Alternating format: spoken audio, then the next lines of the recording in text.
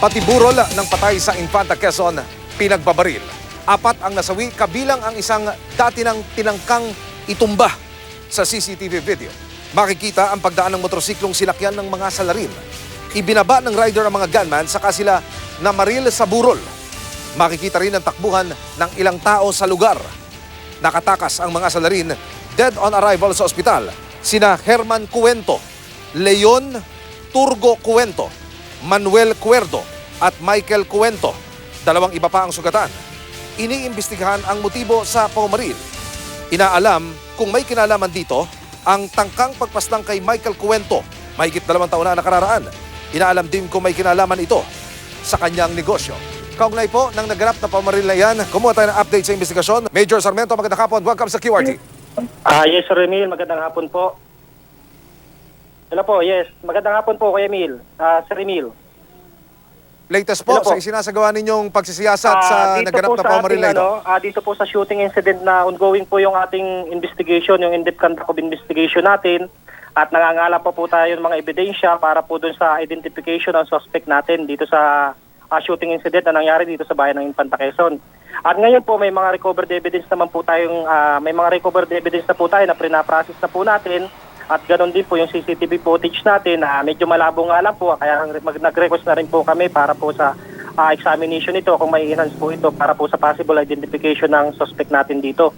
At ganoon din po kakandak tayo ng intelligence and hot pursuit operation para po sa pagkakakilanlan at possible apprehension ng ating suspect dito sa nangyaring krimen dito sa bayan ng Infanta Quezon.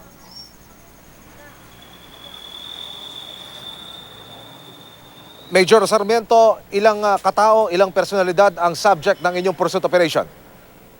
Dito po sa ating na-review na CCTV footage at doon po ayon po sa mga statement ng ating mga eyewitness doon sa area na ang perpetrator po, ang gunman po ay nag-iisa yung gunman, which is dala-dala po siya ng motorsiklo, idirinap doon sa location, doon sa Lamay, and then apparently pagdating po doon sa Lamay, umalis po yung motorsiklo na nagdala, yung motorcycle na nagdala, at then pagkaalis po ng motorcycle na nagdala, doon na po namaril na po yung tao at hinihintay po siya na motorcycle doon along at the distance lamang po away from the incident at yun din pong motor na yun ang ginamit sa pagtakas. Isa po lamang yung gunman natin dito. Batid po namin gumugulong pa ang pagsisiyasat. Batid po namin na Major Sarmiento na gumugulong pa ho ang pagsisiyasat ng Infanta PNP, Yes, pero sa initial ano po nakikita ninyong motibo sa krimen na ito? Yes, Sir Emil. Ongoing po ang investigation natin at nagkangalap nga po tayo ng mga possible witnesses sa area at ganoon din po tinututukan po natin yung motives nito kung ano pa. Ngayon po hindi pa po natin may establish ang possible motives dahil po tinitingnan po natin ang bawat anggulo sa krimen na nangyaring ito. Sa ngayon po hindi pa po natin may establish ang motive sa krimen na ito dahil marami pong anggulo na tayong tinitingnan dahil po sa negosyo niya. And then, tinitingnan rin po natin yung previous cases niya na 2016 na nagkaroon po siya ng ambush dito na nakaligtas siya. At yun po ay nire-review po natin, nagkakandak po tayo ng review dun sa cases na nangyari yun kung ito po in relation pa dun sa kasong to.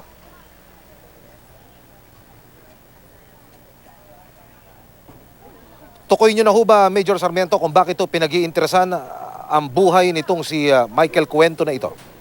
Wala po, hindi pa po natin ma-establish, Sir Emil, ang motive nitong anong ito. Ngayon nga po, hindi po natin pwede tayo ng motive ng incidenting ito dahil hindi pa po natin establish at wala pa po tayo natutukoy na suspect dito sa ito. Ongoing po yung ating investigasyon at later on, maano rin po natin to. Umasa po tayo na mabibigyan po natin ito ng solusyon at katugunan na magkaroon ng identification itong suspect na ito sa pamamaril na ito.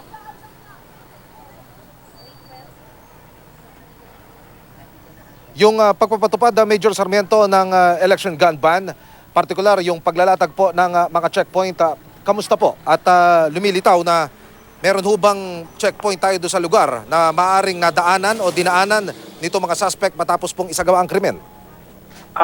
Continuous po yung ating checkpoint na ginagawa dito. At that time po doon sa area po kasi ito po yung Barangay Road. Along Barangay Road po ito, which that time ay wala po tayong established na checkpoint doon sa areang yon. Doon sa lugar na yon na pinangyarihan ng krimen at that time po na nangyari. At anytime naman po, noon mangyari yung krimen, naandun po ang ating kapulisan na rumispondi kaagad pagkatapos ng pangyayari natin. Anuhan lang po na hindi po natin na-apprehend kaagad yung suspect pag doon po sa pangyayaring ito. Pero ang ating pong pagpapatupad ng eleksyon at Comelec ba natin dito, and then election po ngayon, yung mga checkpoint natin na ginagawa ay napakaigting naman po dito sa ating bayan.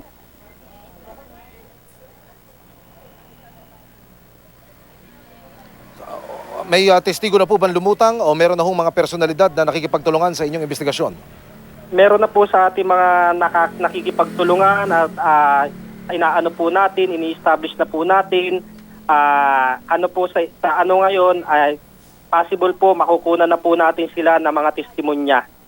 Wala pa pong nagbibigay ng testimonya, ng testimony na ating witnesses, at ngayon po wino-work up po namin yung para makipagtulungan na sila sa amin.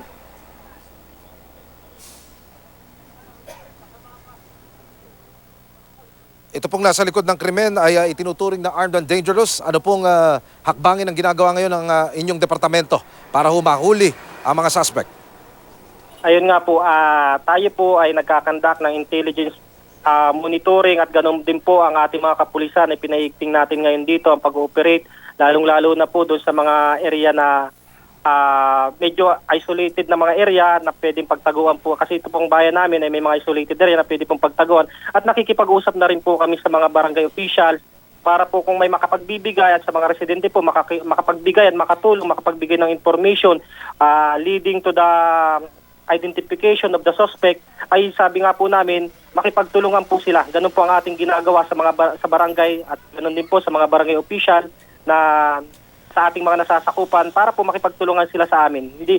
Hindi lang po tayo tumitigil sa pag-iimbestiga ng ganito. Kailangan po tuloy-tuloy po yung intelligence natin para po sa pagkakadakip ng taong ito.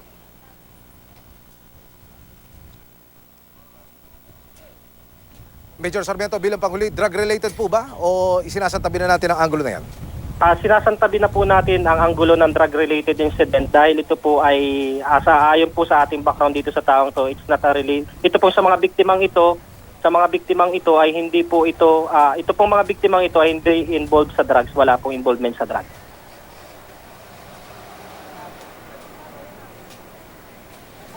Mga kapuso, ang officer in charge ng Infanta Police, si Police Major Hobert Sarmiento. Major Sarmiento, maraming salamat. Magandang hapon po. Maraming salamat po, Sir Emilio.